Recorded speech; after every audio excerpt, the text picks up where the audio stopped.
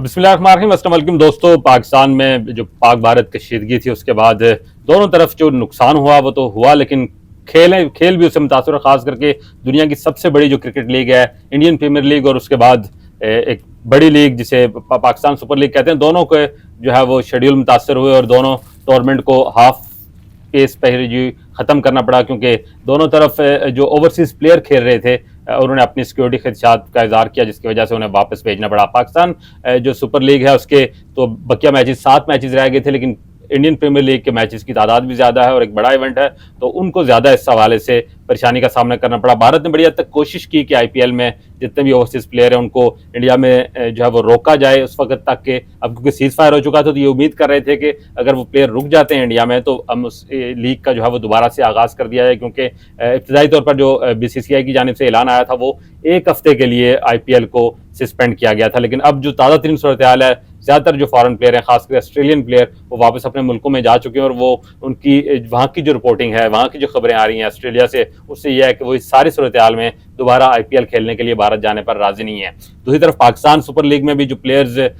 Foreign players थे जिनको visa issue नहीं था, उनको जब एक चार्टर्ड फ्लाइट के जरिए दुबई पहले ट्रांसफर किया गया। कोशिश ये की गई कि जब हालात बेहतर हों उनको वहां रोका जाए और वापस कोशिश की जाए कि उन्हें रावलपिंडी वापस लाकर जो उनके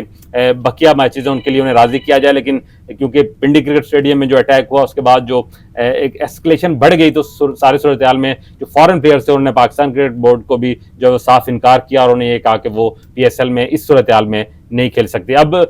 वे आउट क्या रह गया दोनों बोर्ड्स के खिलाफ? पहले हम पाकिस्तान क्रिकेट बोर्ड की बात कर लेते हैं। पाकिस्तान क्रिकेट बोर्ड खास करके आज भी कई फ्रेंचाइज के ओनर ने जो है वो बात की और उन्होंने इस उम्मीद का इजहार किया कि पाकिस्तान सुपर लीग के बकिया मैचेस पाकिस्तान में होंगे, क्योंकि पाकिस्तान सुपर लीग का ये 10वां एडिशन था। पीएसएल के जितने भी एडिशन इस वक्त हुए उसको ये समझा जा रहा था कि जो पहला एक फेज था इसका 10 सीजन का, उसकी बड़ी अच्छी क्लोजिंग होगी, क्योंकि हमने देखा कि इस बार ओपनिंग बड़ी अच्छी है, मैचेस बहुत अच्छे हुए, बड़े कांटे के मुकाबले पड़े और बड़ी तादाद में foreigner player, even parallel IPL की विंडो चल रही थी, इसके बावजूद वो पाकिस्तान आए, पाकिस्तान में खेले। लेकिन अनफॉर्चुनेटली ये जो इंडिया पाकिस्तान की कशीदगी थी, जो वॉर की सूरत हाल थी, वो पीएसएल को कंप्लीट नहीं होने दिया गया। अब वे फॉरवर्ड जो नजर आ रहा है वो पाकिस्तान क्रिकेट बोर्ड 2 इश्यूज पे सोच रहा है। पहला जो अब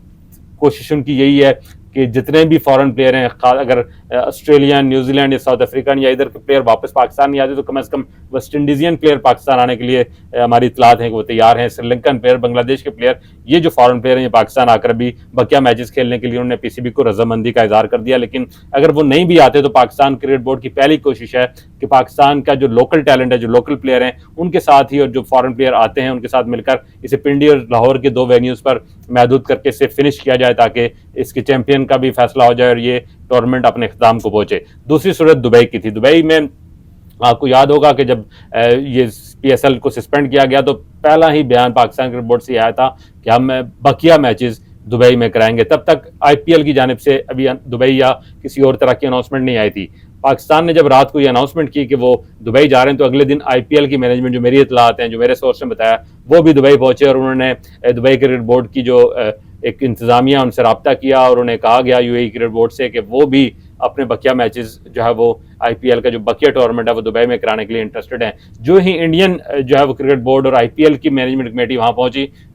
तो दुबई क्रिकेट बोर्ड जो है या यूएई क्रिकेट बोर्ड है उसने पाकिस्तान के लिए जो एक तरह की हामी भरी थी ऑफ द रिकॉर्ड, वो भी अब जो है वो वापस ले ली और पाकिस्तान क्रिकेट बोर्ड को फैसला करना पड़ा फौरी तौर पर कि हम भी पीएसएल को सस्पेंड करते हैं और उसके बाकी शेड्यूल का फैसला बाद में किया जाएगा। इस सारी सूरत हाल में देखा यह गया कि दुबई जो यूएई क्रिकेट बोर्ड है उसमें आईसीसी का हेडक्वार्टर भी दुबई में है। फिर जय शाह खुद इस वक्त आईसीसी के प्रेसिडेंट हैं, उनका इन्फ्लुएंस भी यूएई क्रिकेट बोर्ड पर ऊपर ज्यादा है। तो बताया जा रहा है कि वो जो इंडियन लॉबी थी वो हैवी होगी और उन्होंने पीएसएल के लिए जो एक तरह की आधी हाँ की थी यूएई क्रिकेट बोर्ड ने, वो भी वापस करवाएगी और पीएसएल के लिए अब मुश्किल हो गया है दुबई में इनेकाद, क्योंकि आईपीएल भी अगर आ गया दुबई में तो दुबई यूएई में 3 ही वेन्यू हैं, दुबई, शारजा और अबू धाबी, तो आईपीएल को बड़ा टूर्नामेंट है, मुश्किल होगा कि पीएसएल भी उसी दौरान हो सके। तो सारे सूरत हाल में पाकिस्तान क्रिकेट बोर्ड की ये कोशिश है कि वो अपने टूर्नामेंट पाकिस्तान में ही कराकर इसे फिनिश करे और जितना जल्दी हो सके, क्योंकि इससे फौरी बाद पाकिस्तान में जो है बांग्लादेश की टीम ने T20 सीरीज खेलने के लिए आना और 25 मई से उनका मैचेस की शेड्यूल था, लेकिन अभी क्योंकि उसको भी ताखिर का शिकार होना पड़ेगा। और जो आखिरी सोर्सेज से हमारी बात हुई पीसीबी में वो ये है कि पाकिस्तान सुपर लीग के जो मैचेस हैं वो बाकी करवाकर 25 मई तक इसका फाइनल जो है इंडिया लाहौर में कराकर इसे वाइंड अप किया जाए। अब देखते हैं कि इन दोनों इंपॉर्टेंट लीग्स का जो वॉर की वजह से, जंग की वजह से जो स्पोर्ट्स को सफ़र करना पड़ा, इसका अल्टीमेट कंक्लूजन क्या निकलता है। क्या ये लीगें अपने अपने मुल्क में होती हैं, फॉरेन प्लेयर्स के बगैर होती हैं, या फिर ये लीगें किसी दूसरे वेन्यू, दुबई या किसी और वेन्यू पर जाकर कंप्लीट होते हैं। जो एक डेवलपमेंट स्टोरी है, इस हवाले से जो भी मजीद अपडेट आएगी उससे भी आपको आगाह करेंगे। बहुत शुक्रिया।